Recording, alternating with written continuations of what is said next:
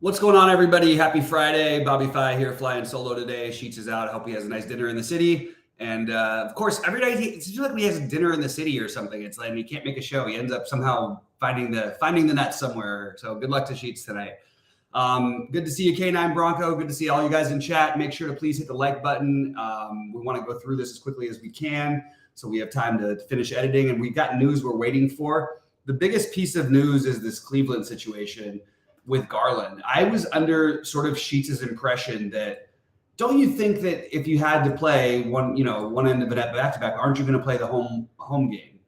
So I'm a little nervous about the situation. And if he's out, you basically have to play, in my opinion, at least one of Garland, LeVert. I'm sorry, at least one of Mitchell, LeVert, Mobley, Struss. If they start Ty Jerome, which I don't think they'll do, then that could be another conversation you have to figure out too, because there's another minimum cost guy that could be starting. So we really don't know. It seems like most people around the league are seeming to lean that he might be out. So that's a really, really big piece of information. And I think the best thing to do is, I already have some LeVert anyway. He's going to have some ownership anyway. Whatever. If Garland's even limited, it's still a boost for LeVert. So I'll play LeVert either way. If Garland plays, I think he's actually an incredible tournament play. If he doesn't play, though, I think you have to have these guys. And then Mitchell, I'm not playing outside of Garland, but I think I might just try to get some even anyway, just because I feel like, well, I don't know, actually. I'm sort of going back and forth what I want to do. I'm just hoping we get the news before 7 Eastern. I don't think we will. If we get any news or any starting lineups, please let us know in the chat. I can't do it all at the same time, so with that said, I'll tell you guys where I'm at right now. I posted my current exposures for the slate and in the Discord channel for the premium members. So where I'm at is, look, I understand the Day'Ron Sharpe concerns. There's a lot of bodies in Brooklyn. They don't necessarily have to play big, so it's a concern. And it could be Watford, by the way.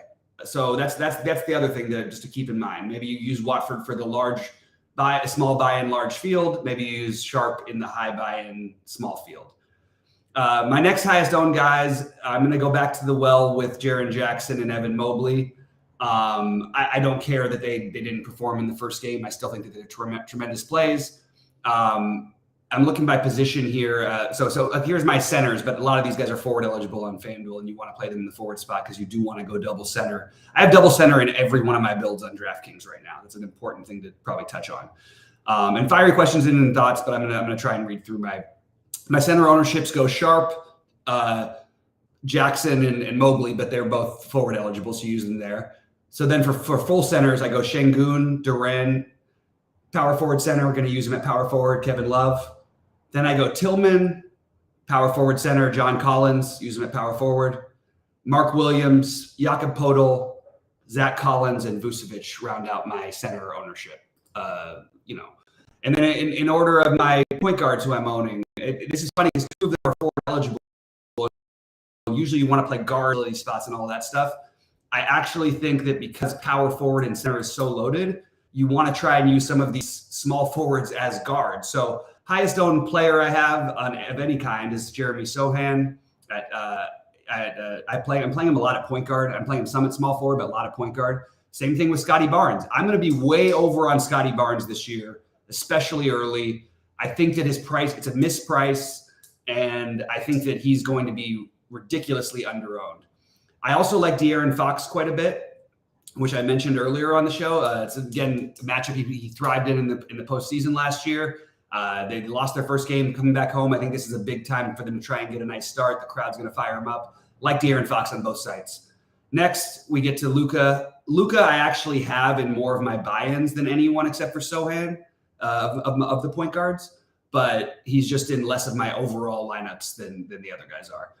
Then you get Scoot Henderson and Steph Curry, who you can also use at shooting guard for both of those guys. Let's go to power forward. And we've got my power forwards right now. Again, you want to use these guys at small forward if they're small forward and power forward eligible. DeRozan, Jackson, Mobley, Kevin Love, Smith, Jabari Smith, John Collins. That's pretty much most of the guys I'm using. So shooting guard, currently I have Levine, Scoot Henderson, and Anunoby. This is in order: Levert, Horton Tucker, Curry. Small forward: Sohan, Barnes, Levine, DeRozan, Zaire Williams, Levert, Horton Tucker, and then a little bit of Thibault just to get a little weird with some builds and hope he gets my 20 fantasy points for me, and I can always shift later. See, I hear what you're saying, JD. It's exactly right. But the good news about the NBA injury news being the worst part of NBA and why it drives me crazy every day, the good news is that means we can outplay them. That means we can outwork them. You can outwork other people if you're up to date on all this stuff. And it's going to be impossible sometimes for projection systems to catch up, which is one of the ways I've made a lot of money at NBA DFS. So that's the way that I try to treat it. I look at it as a little bit of an advantage. It's an annoying advantage. You have to spend a lot more time, but it is worth it. And it's worth it to know who picks up the slack. That projections are not going to get there in time if it's 5 minutes before lock that could change the slate. It's annoying, yes. The Day'Ron Sharpe thing doesn't happen until way later. That's going to annoy a lot of people if he doesn't end up starting. But it's just the nature of the game. And if you are playing him, you can always pivot over to someone else. So that's what I like about NBA. NBA it's not for the casual DFS player. I hate to say that because I'd love to be saying, hey, come and play, follow us, we'll tell you what to do. Yes, that's true. But you can only be so good up to editing. That's why I encourage everyone to be a part of our site. And we announce everything in the premium, what we're doing with all the information afterwards and all that. It's a really, really important thing for you guys to pay attention to, is this late information. And we talk about what we're doing. You can tag me in questions. I'm probably going to answer the premium stuff more than I am going to the stuff in the general site, just because I feel a lot obligation to our members.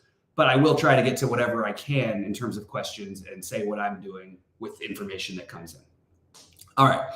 So I would love to field any QQs, any thoughts, because I really think that, I just gave away everybody who I'm playing, basically. I will say on FanDuel, a couple of differences. I have guys like Killian Hayes over there a little bit. I've got more Scoot Henderson over there. I even have some Dylan Brooks over there. I have some David Roddy and Zaire Williams and some weird builds that have like Luka and Jokic in there. I have more Jokic over there. I have more Wemby over there. But my notes to myself are: get some Shaedon Sharpe, get some Wemby, figure out what's happening in Cleveland, and then potentially look for a couple of game stacks that you like. Unfortunately, one of the games I like to stack because of the pricing is a game that I hate for stacking, which is, I hate it because of I think it's going to be a low scoring game, or a lower scoring game than a lot of these other ones. That's Toronto and Chicago, but the pricing kind of makes you want to do it. Don't forget that DeMar DeRozan's always been very good in revenge games. I know this is at home, but he's played really well against the Raptors consistently. I know it's an old revenge. You'll have it with San Antonio also. It's better when he's on the road there. That's when we expect the huge games, but I still really like him, and I do think I want to target some of that game. But I think Houston-San Antonio is a really interesting game to target. And just forget what happened day one. You can play Jalen Green and Şengün and Wemby, and I think Vassell would be my favorite, or Vassell, however you want to pronounce it, along with the obvious Sohan play. So I think that's really interesting. Let's see this question. K9 Bronco, last piece on FanDuel, Anunoby or Rozier. What is Rozier's price that I must have missed him so badly that he's priced like that? That's bizarre. There's a $2,300 price difference on DraftKings between the two of them. I don't think I'm playing Anunoby at 7,600 over there. I don't mind it. I think I don't really want either of those guys, to be honest with you, but they're both fine. So I guess slight edge, maybe Anunoby. I don't know. They're very close, and neither of them are making it in any of my lineups. So I really don't have a strong take on that one. On FanDuel, they're not making my lineups, that is. NBA DFS is fun, Rowing Bears. That's right. Tell them. What are we doing with Simons out? That's what I was saying. I already mentioned that. I said I have a good percentage of Scoot Henderson, and that's why I have the note to play Shaedon Sharpe. And I think it's a bump for DeAndre Ayton as well, although I'm not getting to him much. But I think all of those guys get the biggest boost, assuming that Sharpe does start. Even if Sharpe doesn't start, I actually think he's a good tournament play. And mostly, though, the answer is going to be Scoot and Sharpe. All right, let's see what else we got here. Sohan is like Davis; they are roller coasters. I don't think that's true about Sohan. Sohan's 21 years old. We can't put a label on a player who's never had the opportunity to have the role he's having this season that is just completely off. So let's not make up anything about this. Sohan is like Anthony Davis thing. No, you're going to have up and down games from guys who are 21 years old. There's nothing about Sohan that is something you should be alarmed based on what we've seen so far. The guy's really good. It's a great matchup. And I think that you're going to see good things from him for the next 10 years. I've been a huge Sohan guy for a long time, really big on the Spurs futures. I mean, Wemby, him, and Ian Vassell, I just don't think people realize how good that trio is going to be. And then you throw Keldon Johnson in the mix. All they need is like that one vet. You know what they need? They might be the one team in the NBA that I would say, hey, you know who would help James Harden would be good to have? It might be that team. So James Harden actually might be their answer in the future for next year, maybe, if he's ever playing basketball anymore. What's up, my man Remo? Always good to see you back in here. Thoughts of Zubac on FanDuel. He didn't pop at all for me. I have 0 of him, but let me see what we're working with here. 7,200 for Zubac? Hell no. There's no way. I don't care if he had a big first game. That's chasey. It's a chasey thing. He had the best possible matchup against Portland. By the way, a good reason to play Wendell Carter. It's just there's too many centers. I didn't get to him. But I expect Portland to get just torched down low all season long. So yeah, even if it works out with Zubac, I think I would have him ranked as like my 25th favorite center on FanDuel. So I will have 0 of Zubac on FanDuel. Absolutely no way I'm playing him. But doesn't mean that he can't have look. Can he have the game? But even what's the game? Like even the game he put up, he had like his ceiling game in the last game, and he had 44 fantasy points. 7,244. Yeah, we would take that. But you don't want a ceiling game for 7,200. No problem, Remo. And by the way, you guys who know me for a while, you know how I talk. I sound like I'm not trying to criticize you or your play. I'm saying my thought process when I think of it. I'm like, hell no. Sometimes I'll be like, you know what? I didn't think of that. It's a good idea. I just am very trying to be authentic in my reactions and tell you what I'm doing. So please don't ever take it personally if I criticize one of the plays that you're considering making. It's just my take. It's my instant reaction. I would say it to my best friend the same way I would my worst enemy. Hell no. Or yes, maybe I should think about that more. Or absolutely, you got to go ahead and play that guy.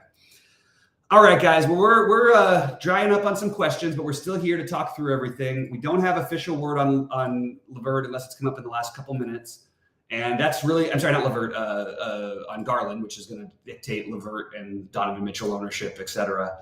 So we may end up with some very, very strong chalk. We just don't know yet, and I don't know what to do with the lack of information other than say we have to wait. It's the NBA. We have to wait.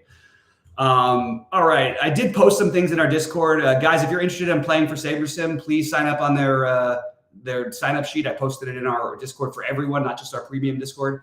I think you guys should take a look at that. It's a great way. It at least eliminates the rake if you're selling at a markup, or it negates a lot of the rake. And it allows you maybe to play some bigger tournaments that you wouldn't play in otherwise. So I think it's really worth it for people. I appreciate that, Jolly. Hey, I really appreciate that, Remo. Nice. I appreciate the kind words. I know it's always good to see you back in here. I know when NBA is back because a lot of my guys come back in the chat and guys I haven't been able to see for a while. And it's always good to see you guys in here. So I appreciate you. All right. What else? Let me know if there's any other questions or thoughts. You know how we do it. We go usually 6 Eastern to 6:30 Eastern for our crunch time lock, our live before lock before crunch time on RG. But I totally am happy to cut out a little bit early and finish my builds if there's no more questions and answer anything in Discord after that. But I want to remind everybody, we are our site is we're building out a bunch of new stuff. We've got new tools. I would suggest people to take a look at it. And also I want to remind everybody, BobbyFi NBA code. You can sign up for 25% off your first month. I see some people have taken advantage of that already. And I'm telling you, it's worth it when you factor in. It was just for Sheets' projections alone, not to mention we have SaberSim's Sheets and Goldie's aggregate, which takes the entire industry, what they think, and merges it into one. And Goldie, shout out to Goldie for doing a great job with that. But I really think we have a lot to offer. You also get to see all of my exposures on everybody I'm playing that night. I'll show you all the early builds, the first things that go back and forth. And then our Discord channel alone might end up being worth it for those of you who are heavy players. So I really think that you guys should check it out. All right, guys. I'm also going to, as I like to do these days, attach the Discord to for anyone who may not be a member already, because some people aren't on there. But I really think that a lot of basketball, what happens is in Discord. So I'm going to enter our Discord there, so you can sign up there. And there's no charge for our Discord, but for the premium, obviously you have to be a member of the site. All right, guys. Seems like things are drying up a little bit. I'm going to give it another minute or two to see if any other questions come in. Otherwise, I may get out of here a little bit early. Usually, Sheets and I would go through builds and things like that, and we do every day, but usually every day of the week. But Fridays are a little bit tough for him because he has wife duties. He has a responsibility, as he always says. Don't upset the woman is rule number one in life, and rule number two is see rule number one. So I don't disagree with that. My girlfriend's coming to visit tonight too, so she'll be here in a little bit. Hopefully we get to sweat, 6-figure win for myself or one of the True DFS members. Anyway, I appreciate all you guys. If you don't mind clicking the like before you get out of here, we appreciate so we can keep doing these videos for free. If we don't get a little more love, we'll probably switch over to just start doing them for premium people because we do have a lot of members and we got people that we really want to, we feel obligated to, and that way we can share our screens and talk about stuff that we can't really talk about without getting our YouTube channel canceled because I can't show direct full lineup builds on FanDuel or DraftKings, even though Sheets has broken the rules a few times and gotten away with it. I don't think I can do it. We have been shut down before for it a long time ago. And that's how transparent we're trying to be. We're trying to show you guys, literally show you exactly what we're doing. Anyway. All right. If that's pretty much it, I think I'm going to get out of here. It seems like things are drying up a little bit. Oh, here we go. Which team do I recommend stacking? My recommended stack is actually Houston, San Antonio. You need Houston to keep the game close, but I like that Houston, San Antonio stack. I tried to fiddle around with the Brooklyn, Dallas, and I couldn't quite find something that made enough sense to full stack for me. But, I like pieces from there. I think I'll have some Fox versus Steph lineups. That's a little mini stack, but it eats up a lot of your salary. So it's sort of like a stack. And then if Garland is, if Darius Garland is out, I think Cleveland and OKC become stackable. But instead of paying for the big guys, I would encourage people to take it's going to be up and down all season, but I would gamble on Chet Holmgren. This guy's going to be a stud. Got him more on FanDuel today. And I would gamble on Jalen Williams. I like both those guys quite a bit. Yeah, those would be my run backs because I'll be playing 2 or 3 guys from Cleveland probably in most of my lineups if we get Garland out. Hey, I appreciate the kind words, T-Dubs. Kyrie revenge narrative. If it was in Brooklyn, that's where you really get the revenge. But what's the revenge? Like, who's he getting revenge on? The team that he effed over? I don't know. I don't know how it works. Like, you know what I mean? It's a strange one. I can't pay that price for Kyrie while he's playing with Luka. I mean, look, even if he gets there, what's getting there? Like, he has to get at least 60 for me to feel good about the play, right? And, 96. Okay, 96, he could get 55. He has to get 55 for him to be the play. And that's okay. Maybe he gets 55 here. How often does he get 70? If I'm going to play a guy at 9,600, I'm going to play Donovan Mitchell for 94 and get him for 70. I'm going to take the upside for Steph Curry where he's got, as many shots as he wants. I'll play him and I'll hope to get the 70 from him. You know what I mean? Kyrie has a path to score 50 real life points, but it's really unlikely. And it's, I don't want to shut it down. Like, I think that if I was playing 150 tonight, I think I would have Kyrie in maybe like 2 or 3% of my lineups. That's where I would be on him. So I can't quite get there. Same thing with LaMelo on the supposed minutes limit, although he did play 31 minutes, shot the ball horribly. I would rather probably play him than Kyrie even. But it is the home opener. Maybe they want to show Kyrie off a little bit. Maybe he wants to get going. Maybe he hits a few threes early on and he ends up just getting hot and it turns into one of the 50 real life point games. But it's just not, to me, sound play to play him. All right, guys. Good luck to everybody. We appreciate you all. Again, click the like before you get out of here. Join us in Discord if you aren't already. And let's make some money, y'all.